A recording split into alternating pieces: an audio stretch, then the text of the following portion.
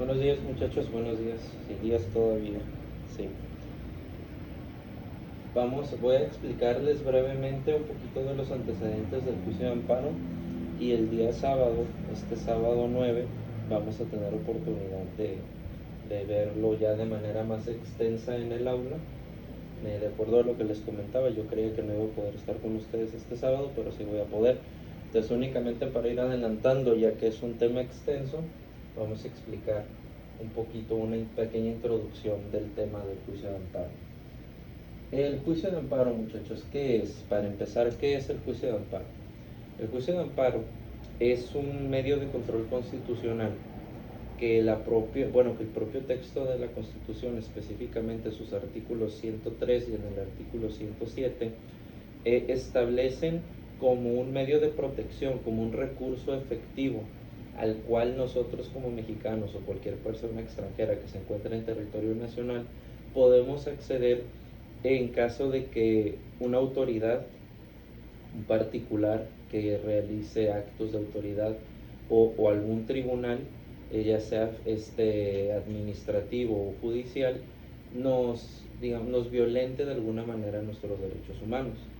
Como hemos visto, como han visto, mejor dicho, en introducción al estudio del derecho, y hemos repasado un poquito aquí en historia del derecho mexicano, el sistema legal de nuestro país se encuentra, digamos, clasificado dentro de una jerarquización de normas. Al ser un Estado de Derecho, nosotros nos encontramos sujetos a una serie de leyes que se dividen para su aplicación, análisis y para su estudio en una jerarquización muy, muy clara, en la cual pues lo principal es la Constitución, de ahí las leyes que emanan de ella. ¿Cuáles son estas? Pues leyes federales, reglamentos, normas, leyes estatales, reglamentos, normas, leyes municipales, reglamentos y normas, ¿no? Dentro de esos tres niveles de gobierno, y a la par, de acuerdo a los tratados internacionales que se han suscrito por parte del Estado mexicano, pues se aplican también en el mismo orden constitucional o en la misma jerarquización los tratados internacionales, siempre velando por la preservación, protección y reparación de los derechos humanos. Todo lo que nosotros ya hemos explicado en clases anteriores. Ahora, ¿qué tiene que ver eso con el amparo? Hablamos, ¿no?, de que dentro de esta serie de normas que existen en nuestro beneficio y dentro de las cuales nosotros tenemos que guiar nuestro actuar en nuestro día a día, existen diversos procedimientos legales que emanan de esas leyes que nos permiten a nosotros acceder a que se nos cumpla cierto derecho, a que se nos repare cierto derecho, o si las autoridades requieren algo de nosotros como justiciables, como ciudadanos comunes, digamos, justiciables es el término correcto, pues hay una serie de protocolos y de maneras en las cuales estas autoridades deben actuar, siempre velando por, pues digamos, el bien común y nuestros derechos humanos. Cuando estas autoridades, en uso de sus facultades, tienden a violentar ciertas garantías que tenemos nosotros, pues entonces tenemos tenemos procedimientos legales específicos para cada ley, para cada caso concreto, que nos permiten a nosotros impugnar, es decir, buscar dejar sin efectos ese actuar o esa resolución de las autoridades, y buscar una que se apeguen estrictamente a las leyes, ¿no? Hay que ser conscientes que al ser, ¿no?, digamos, todos los aparatos de la administración pública y del Poder Judicial manejados por seres humanos, pues siempre están susceptibles de cometer errores, ¿no? El error humano es una constante innegable en todo el actuar que hay, no solo en materia legal, sino en medicina, en ingeniería, en labores técnicas. El error humano siempre puede estar presente, y previendo eso es que existen dentro de las leyes diversos mecanismos para tratar de solucionarlo. Cuando no es posible, o cuando las autoridades, digamos, siguen resolviendo en el mismo sentido y nosotros ya agotamos los procedimientos que la ley pone a nuestro alcance para impugnarlos, para dejarlos sin efecto, se dice dependiendo del caso concreto, podríamos estar nosotros sufriendo una violación a nuestros derechos humanos, ¿no? Dentro de las garantías procesales y dentro de ese principio de dependencia de los derechos, si tú violentas un derecho humano, pues violentas todos los demás. Y al momento en el que tú eres violentado en tus derechos humanos por una autoridad de la administración pública, entra en inmediato tu digamos, derecho a promover un juicio de amparo. Pero esto no siempre fue así. Hablábamos nosotros de específicamente de la época de la Constitución, de la independencia. Y antes de la independencia, cuando se crea ya un esquema o un orden social mucho más, digamos, establecido por parte de la corona española aquí en la Nueva España, dentro de todo ello surgió la necesidad de crear tribunales, de crear alguna autoridad que se encargara de impartir justicia, de dirimir controversias, es decir, de apaciguar las aguas cuando se andaban ahí agarrando a fregazos entre los señores feudales, ¿no? Sobre todo porque pues eh, digamos, a las personas nacidas aquí, pues no había derechos que pudiesen alegar porque eran esclavos.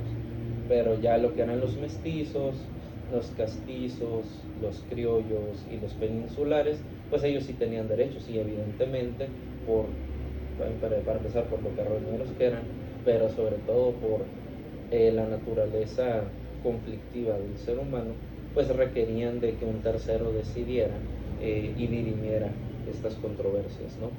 Así fue como se empezaron a crear los primeros tribunales en nuestro país, pero que eran, digamos, integrados por peninsulares y por criollos, personas que tenían el derecho de estudiar, de poder prepararse, ¿no? En materia legal también. Y esos fueron, digamos, los primeros juristas que hubo aquí en nuestro país, ¿no? Cuando éramos todavía una colonia de la corona española. Posteriormente, y de acuerdo a diversos textos históricos, nos damos cuenta que nada mensos los españoles en las cortes que existían allá en España, en la corte real, en Castilla y en todos estos reinos, comenzaron a integrar juristas que habían nacido, digamos, aquí en las Indias Occidentales, no solo aquí en la Nueva España, que era México, sino también en Colombia, en Chile, en Bolivia, en estas zonas que todavía no se llamaban así, pero Venezuela. Se llevaban a las personas mejor preparadas en temas legales para integrar sus cortes. Entonces, pues digamos que esa discriminación que existía, pues era relativa, ¿no? Porque pues cuando me conviene sí te dejo entrar y cuando no, y había diversos juristas que eran muy buenos, que eran mexicanos, bueno, de la Nueva España, y que integraban estas cortes. Posterior a ello, cuando se empieza, bueno, no cuando se empieza, cuando se da todo el movimiento de independencia y que se proclama el documento de los sentimientos de la nación por parte de José María Morelos y Pavón, una de sus principales consignas, además de la abolición de la esclavitud y el reconocimiento de derechos, era la creación de tribunales, ¿no? Y cuando vayan ustedes a los juzgados de distrito, pueden ver ahí esa leyenda, ¿no? Que todo aquel que se queje con justicia tenga un tribunal que lo ampare y lo proteja contra el arbitrario. Y eso fue lo que él estableció en ese texto, y ahí es donde nacen los primeros tribunales, digamos lo que a la postre serían los primeros tribunales federales, los tribunales que se encargan de proteger la Constitución y a día de hoy, pues de proteger los derechos humanos, ¿no? Ahora, en ese momento se creó un tribunal supremo, se llamaba el Tribunal Supremo, que sería el abuelito o el bisabuelito de lo que hoy conocemos como Suprema Corte de Justicia de la Nación, que es el tribunal más alto aquí en nuestro país.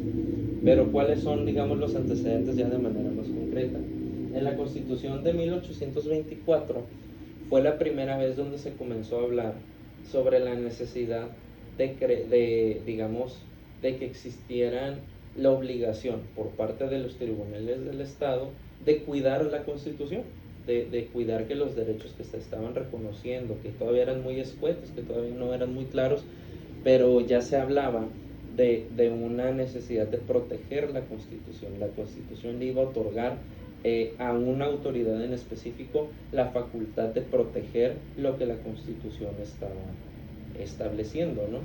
Y ahí fue de donde comienzan, ¿no?, los primeros esbozos de la necesidad de crear no solo los tribunales que vieran materia de amparo, también de un recurso efectivo, una instancia a la cual acudir en caso de que existieran violaciones de los derechos humanos. Entonces, todo esto fue evolucionando, todo esto fue creciendo, impulsado por diversos juristas. Los más importantes en este tema fueron Manuel Crescencio Rejón y fue Mariano Otero. Ellos dos fueron quienes impulsaron la creación ya específica de lo que conocemos hoy como juicio de amparo.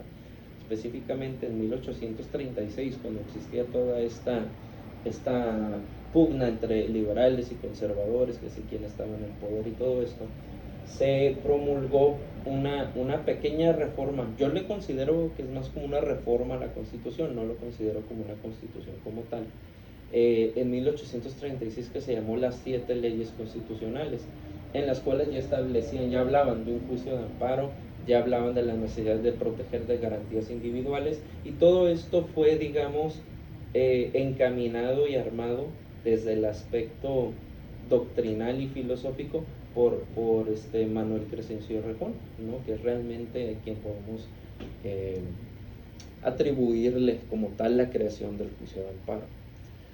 Por otra parte, y tiempo después, entre 1840 y 1841 se buscó promulgar una nueva constitución, que es la que le llaman la Constitución de Yucatán de 1840, en la cual ya se habla concretamente del juicio de amparo, y en la cual esto fue encaminado de una manera mucho más, o diseñado de una manera más concreta, también por Manuel Otero, que él nos dio uno de los principios más importantes del juicio de amparo, que ahorita lo vamos a ver, pero que ya hablaba concretamente de qué se trataba, quién lo resolvía, qué efectos tenía, cuándo procedía, todo este tipo de situaciones que era importante tener ya de una manera mucho más clara y específica, ¿no? Entonces todo esto va evolucionando hasta el día de hoy. La ley de amparo pues acaba de reformar también hace más o menos un año, pero ya hasta la Constitución de 1917 es cuando ya se habla concretamente del juicio de amparo, donde se establece que es un mecanismo de control constitucional que pretende defender a las personas contra actos de autoridad y contra leyes que afecten a sus garantías individuales en ese momento. Y de acuerdo a esto fue evolucionando hasta lo que tenemos el día de hoy. El juicio de amparo se encuentra previsto específicamente en la Constitución en el artículo 103 y en el artículo 107, de donde emana la necesidad de crear la ley de amparo. Ley de amparo. La ley de amparo establece de manera concreta los casos de procedencia, qué medios de impugnación contempla, qué clase de pruebas se pueden admitir en juicio de amparo, cómo se da cumplimiento a las sentencias, cuáles son los efectos de las sentencias, qué pasa si una sentencia se queda corta digamos, en la protección que está proporcionando, es decir, que no abarque todo lo que la persona, el quejoso, que es quien promueve amparo, está pidiendo, o qué pasa si en la resolución es excesivo, digamos, la protección que se le está otorgando al quejoso, o sea, son cosas más allá que pueden afectar el bien común. Todos esos casos la ley los prevé, y para todos aquellos que ya en la manera en la que se tramita o digamos en materia procesal, pues utiliza de manera supletoria el Código Civil Federal y cualquier otra ley que pueda incluir, o no incluir, sino prever una situación que se requiera resolver dentro de cada juicio de amparo de manera concreta y que no venga expresamente contemplado en la ley. Se puede citar y se puede fundamentar en esas normas: Código Fiscal, Código de Comercio, Ley de Instituciones mercantiles, Ley de Sociedades Mercantiles, Ley de Títulos y Operaciones de Crédito, etcétera, la ley agraria, etcétera, etcétera, etcétera. Entonces, la ley de amparo y el juicio de amparo específicamente es un recurso efectivo muy completo en materia legal. De hecho, es tan completo que, como ya les había comentado, es objeto de estudio, de análisis y de, digamos, se ha buscado replicar en muchos países del mundo, no solo aquí en Latinoamérica. Se tiene un recurso un poco parecido en Estados Unidos que se llama el habeas corpus. Allá en Reino Unido se tiene un procedimiento muy similar, en Japón, en Alemania, en Italia, en España. Ahí se ha buscado como una amalgama entre el juicio de amparo y una tipo como una apelación. En la Unión Europea, en los tribunales de la Unión Europea, se tiene como tal juicio de amparo previsto en sus normas para afectación por parte de autoridades que violentan derechos humanos. En África también no recuerdo ahorita qué país, tiene también ya un recurso efectivo que habla de protección de derechos humanos y que se lleva ante los tribunales más altos de ese país. En Colombia es la acción de, ¿cómo se llama? Acción de revisión, algo así, la verdad no recuerdo ahorita. El sábado les tendré ese dato de manera más específica, pero es un procedimiento que se ha replicado en muchas partes del mundo sin llegar a tener, digamos, esa es la complejidad y esa, digamos, efectividad que se tiene aquí en México. ¿Por qué? Porque se podrá escuchar tal vez idealista o romántico, pero considero que justamente esas luchas, esas pugnas sociales que se dieron a lo largo de toda nuestra historia, o que se han dado, mejor dicho, a lo largo de nuestra historia, y ese deseo genuino de muchos de los héroes de la patria que buscaron una igualdad o que por lo menos hubiese siempre una oportunidad de que se aplicaran las leyes de manera justa en nuestro país. Considero que todo eso se encuentra plasmado dentro de este juicio. Es como la garantía de que tus derechos pueden ser hechos valer y escuchados o reparados si ya te los violentaron en algún momento, ¿no? Entonces esa es la importancia histórica de lo que es el juicio de amparo, ¿no? Tanto aquí en México como en el resto del mundo, inspirando siempre la creación o la oportunidad de acudir ante un tribunal especializado en defender tus derechos humanos, ¿no? Entonces eso es muy importante, sobre todo en los tiempos que vivimos actualmente. Ahora, el juicio de amparo contempla, digamos, para su procedencia y para su creación, se basa en estos principios. Son 7 principios, los cuales vamos a analizar aquí de manera muy, muy superficial, pero ya el día sábado vamos a andar en ellos, ¿no? El primero de los principios es el principio de instancia de parte agraviada. ¿Qué quiere decir esto? Que solamente la persona que ha sufrido de manera directa la violación a sus derechos es quien está facultada para promover el juicio de amparo. Quiere decir esto, no podemos nosotros, por ejemplo, digamos, casos concretos como los que un servidor maneja aquí, un juicio hipotecario.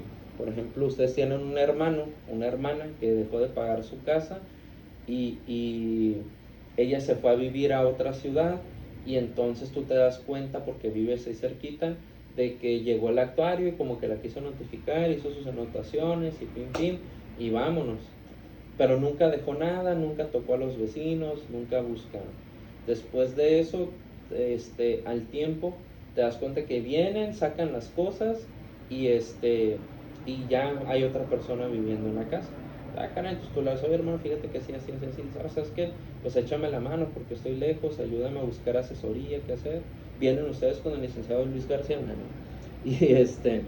Y empiezan a hacer las investigaciones, y sí, resulta que el banco X le demandó. Nosotros ya más o menos revisamos y ¿sabes qué? Pues dijeron que lo notificaron que con un primo que estaba ahí en la casa.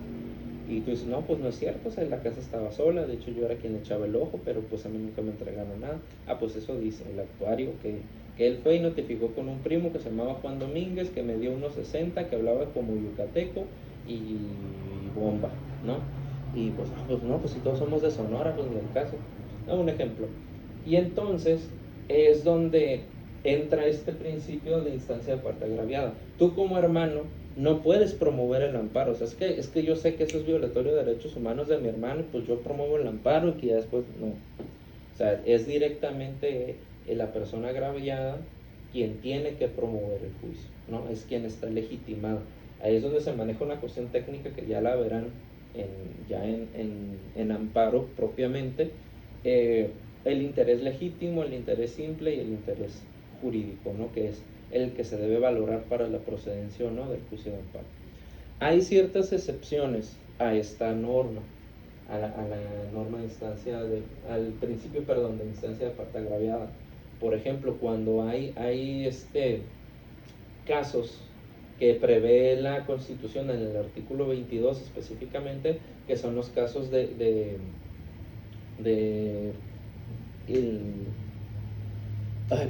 los casos de emergencia en los cuales procede el juicio de amparo, que es cuando hay sobre todo situaciones que pongan en peligro la vida, que pongan en peligro la libertad de la persona y peligro de deportación, de desaparición forzada, diversas situaciones, ¿no? Que ya se atenderán de manera más concreta, en la cual sí se puede estar facultado que, por ejemplo, el abogado u otra persona promueva el amparo, y lo que se hace es que en ese acto, al ser un amparo urgente, el notificador del juzgado de distrito que está llevando ese amparo se traslada al lugar donde la persona afectada se encuentra, y en ese momento, oye, ¿sabes qué? Se promovió un juicio de amparo a nombre tuyo, por esto, por esto, por esto, ¿lo ratificas?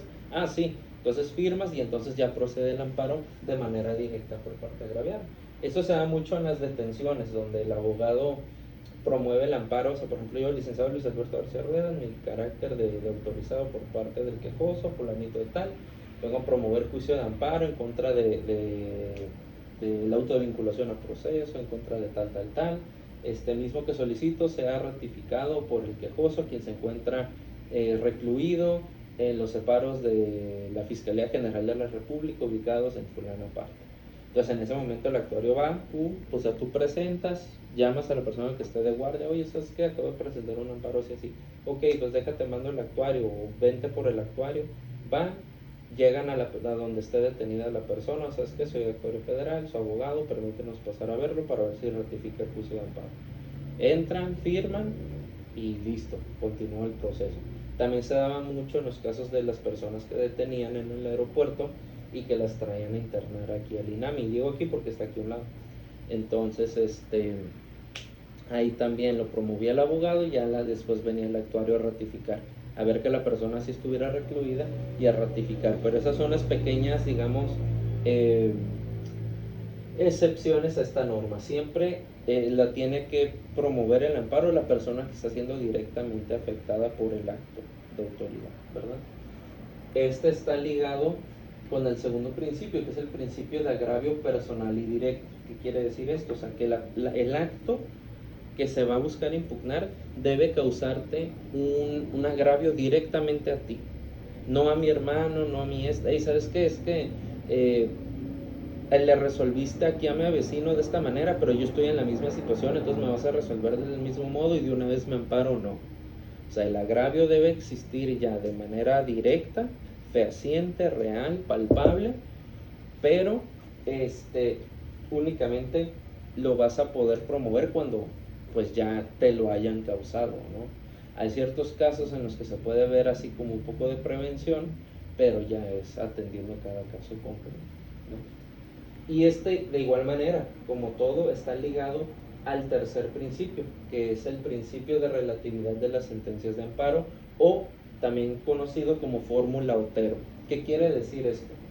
Dice que al igual que en el agravio, que debe ser de manera personal, directo, por parte agraviada, la sentencia únicamente le va a brindar protección a la persona que lo promovió, que promovió el amparo. Es decir, si hay es por aplicación, digamos, de una ley nueva, de una ley general, que está causando o que es violatoria de derechos humanos, que es inconstitucional, sí es cierto, o sea, la ley es inconstitucional, no debería estar surtiendo efectos, no debería aplicarse. Pero de acuerdo al principio de relatividad de las sentencias, únicamente a la persona que promueva el amparo se le va a otorgar esa protección. Si se busca que esa protección se aplique en la generalidad, o digamos que esa norma deje de surtir sus efectos para todo mundo, entonces se debe promover la acción de inconstitucionalidad, que ese es, digamos, como un hermano del amparo. Ese es otro de los medios de control constitucional, pero que no se ventila, igual que el amparo, se lleva ante tribunales específicos, y hay ciertas personas que están facultadas para promoverla, no la podemos promover todos los justiciables, a diferencia del juicio de amparo, que pues si tú eres la parte agraviada de manera personal y directa, pues tú puedes promover tu amparo y te va a proteger a ti. En los casos, digamos, en los juicios que un servidor maneja, ocurre mucho cuando son sentencias en juicios hipotecarios por falta de emplazamiento, en la que muchas veces hay coacreditados, copropietarios, esposo y esposa, ¿no? Sería Luis Domínguez y Gloria Valdés, ¿no? Entonces ambos son demandados y todo, y anteriormente me pasaba que, por ejemplo, a veces promovíamos el amparo únicamente a nombre del señor o únicamente a nombre de la señora, y la sentencia al momento de emitirse brindaba protección constitucional al quejoso de manera personal, y la protección se hacía extensiva al copropietario, toda vez que pues como es una copropiedad, el inmueble pues va a surtir, digamos, la suerte que sufran cualquiera de los dos, y que además él también está siendo víctima del mismo acto, pues entonces, bueno, no víctima, está siendo afectado por el mismo acto de autoridad, que es la falta de legal emplazamiento, pues entonces a él también se le concedía el amparo. Últimamente ya no, precisamente viendo el principio de relatividad de la sentencia, solo se le protege a uno y al otro no. En este tipo de casos, específicamente en el hipotecario, a mí me parece un poco ilógico, pero bueno, eso ya está sujeto a debate.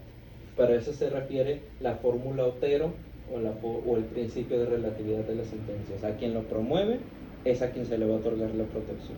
Si se necesita una inaplicabilidad general de la norma, debe ser a través de la acción de inconstitucionalidad, ¿no? Siguiente principio es el principio de definitividad. Este es muy importante. Este es donde muchos colegas, incluso muy experimentados, llegan a fallar, ¿no? Y digo llegan porque, gracias a Dios, a mí nunca me ha pasado, porque pues siempre me pongo listo en esto, pero hay colegas que pues el amparo lo quieren utilizar para todo, hasta para la deuda de Coppel, y pues no es así. ¿Cuándo procede el juicio de amparo? De acuerdo al principio de definitividad.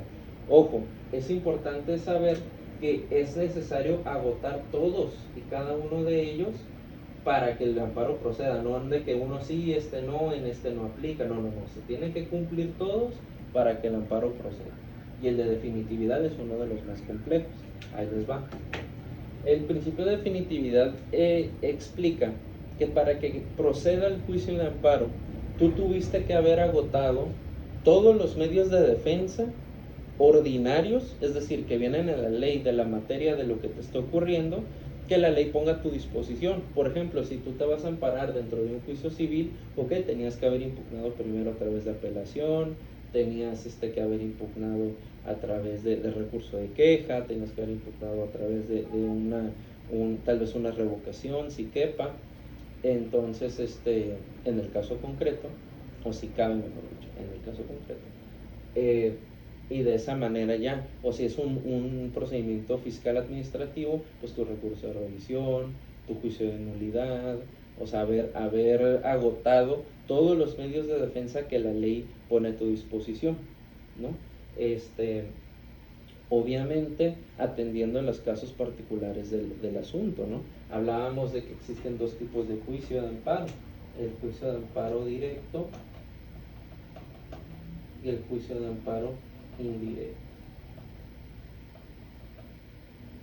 Ya ahondaremos en esto el día sábado, porque este es un tema muy extenso, pero digamos, en el juicio de amparo directo, atendiendo al principio de definitividad, para que proceda, tenías que haber impugnado ante la segunda instancia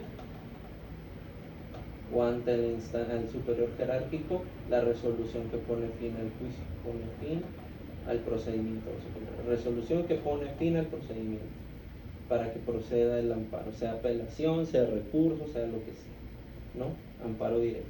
Y en el amparo indirecto, como aquí también, ese es el que se promueve cuando hay también violaciones intraprocesales, es decir, dentro del proceso, o violaciones que se dieron dentro del proceso que afectan el resultado de la sentencia definitiva, pero que a su vez pueden no darte oportunidad de impugnarla, cuando es el caso, por ejemplo, de que te demanden y nunca te enteres porque no te notificaron de manera correcta, pues obviamente se te van a pasar los plazos para promover tu apelación o tus recursos, ¿no?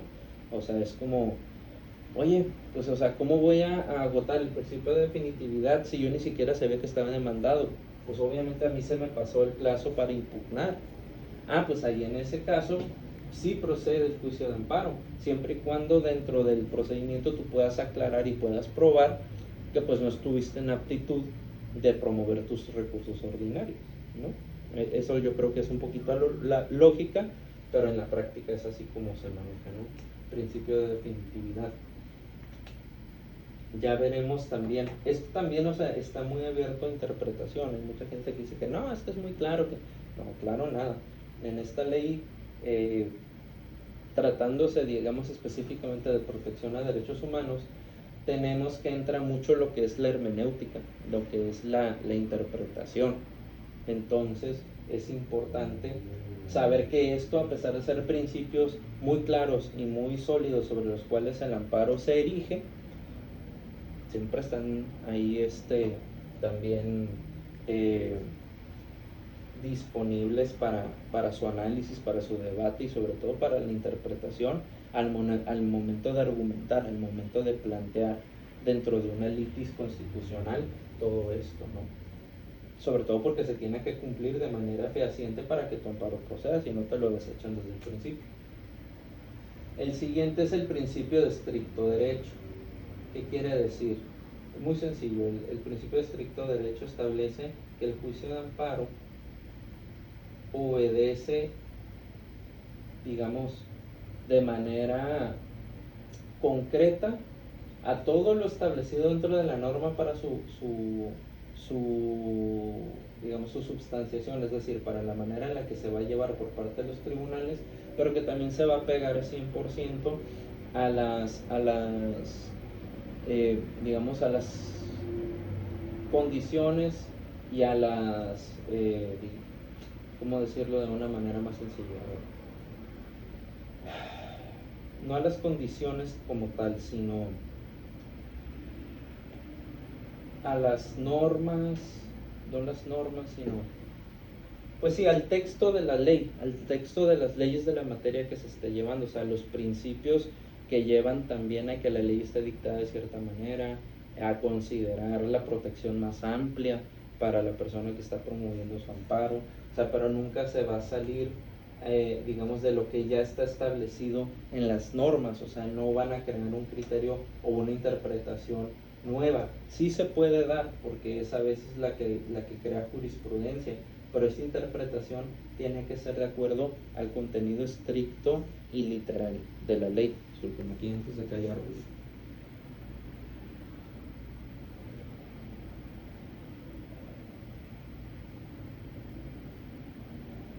Asimismo, dentro de lo que les comento, que el juzgador se tiene que apegar estrictamente a lo que dice la ley, se refiere a que debe ajustarse únicamente a aquello que las partes también están manifestando. ¿Qué quiere decir? O sea, no puedes, sí puedes, solo si sirve para aclarar de una manera mucho más precisa los actos que se están reclamando, traer elementos de fuera que no habían estado planteados inicialmente en el juicio de amparo, pero, perdón, únicamente será para tener una mejor interpretación o un panorama más amplio de lo que las partes ya te dijeron. Tú no puedes traer hechos que no se plantearon ahí y meterlos, salvo que pues adviertas la comisión de actividades delictuosas y todo ese tipo de cosas, pero antes, delictivas, no delictuosas, delictivas, perdón.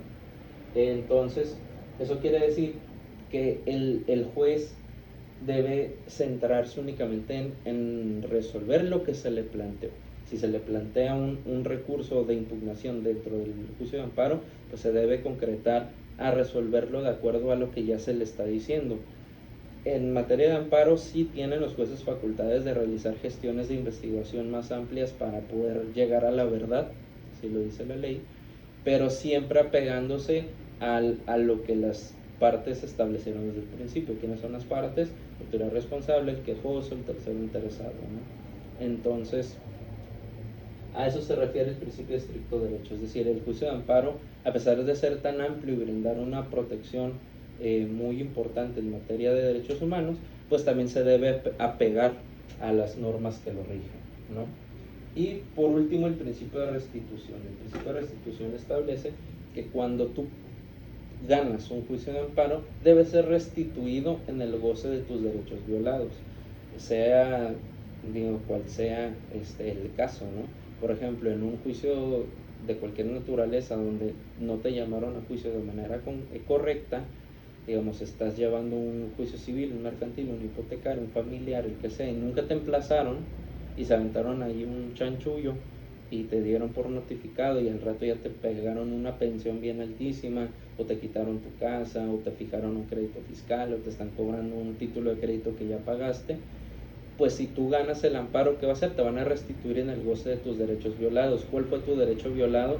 El no tener garantía de audiencia, el que no te hayan respetado tu garantía de audiencia, tu oportunidad de ocurrir al juicio y de defenderte, de probar que lo que se estaba diciendo ahí no era cierto.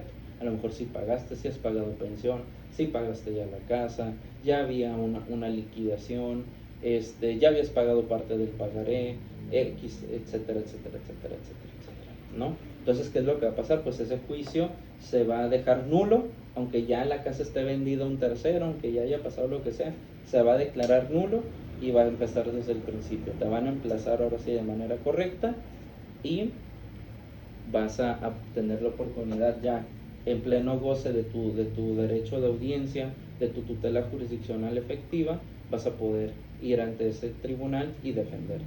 Ese es un ejemplo. El otro que les decía, por ejemplo, tu derecho a la salud, si no te quieren operar, no te quieren dar el medicamento en el ISSSTE, en el IMSS, tú promueves tu amparo y vas a ser restituido en tu derecho y te lo van a brindar, o te van a decir, sabes que vete a tal hospital y que allá el IMSS pague para que allá te atiendan, o X. Ese es el principio de restitución. O sea, debe haber una restitución clara que ay, perdón, debe haber una restitución que pueda ser muy clara en sus efectos, en sus alcances, pero ya en la vida real, porque puedes tener una sentencia bien interesante y bien bonita, pero si no hay manera de materializarla, pues no sirve de nada. Y en materia de amparo, ese es uno de los principios más importantes, que el fin de este juicio siempre será la restitución de tus derechos, que se te respeten tus derechos humanos y que sigas en pleno goce de los mismos. Entonces, esta es una pequeña radiografía general de lo que es el juicio de amparo. Vamos el sábado a ahondar un poquito más en cómo es que se desglosa, quiénes lo llevan, cómo se lleva, ya de manera concreta, para que traigan ustedes esa noción para cuando lleven sus demás clases, y sobre todo que vean cuándo procede el directo, cuándo el indirecto, en qué casos, dónde puedo yo buscar esa información, la jurisprudencia, qué papel juega en esto, y pues nada, darle ahí una buena estudiada a este juicio, que la verdad pues es muy, muy interesante.